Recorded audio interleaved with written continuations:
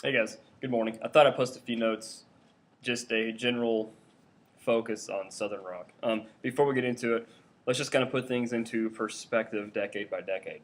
Um, so when you have Southern rock form in the very, very, very late 1960s and with a little bit more weight going into the early 1970s, really it's a great like homecoming, if you will, when it comes to American rock and roll music.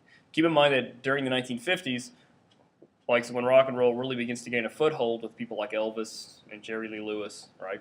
You're going to be looking at Memphis and Sun Records, so it's in the South, right? But then during like the early 1960s, we have kind of that spinoff that happens in New York with the New York City folk scene, and then it also begins to go up to the West Coast with like Haight Ashbury and things like that, and with other SoCal scenes like L.A. and Berkeley. Um, but during the late 60s 68, 69, going into 1970, 71, it begins to refocus itself back towards the American Southeast.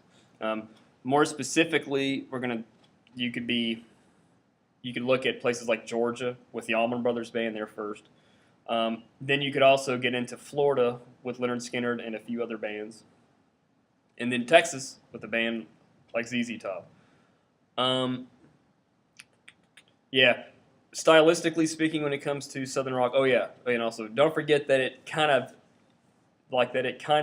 comes out of the American roots music push that happens in the mid late 1960s with bands like CCR and a group like the Band. Remember them? We watched footage of them when they played at Woodstock.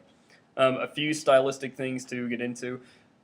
Southern rock has more of a focus on vocal, on uh, on on things that deal with like the lead vocals and also the things that deal with backup vocals. There is a much bigger focus on vocals. There's also a bigger focus on guitars, guitar working. Like you have bands that have three guitar players.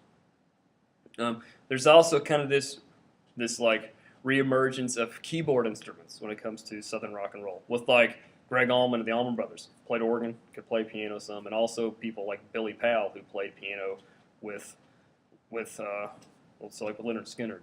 Um, I think that's all I have right now. Let me take a look at these notes real quick. I think that's all I have when it comes to Southern rock in just a very general term. Yeah, that's all I got.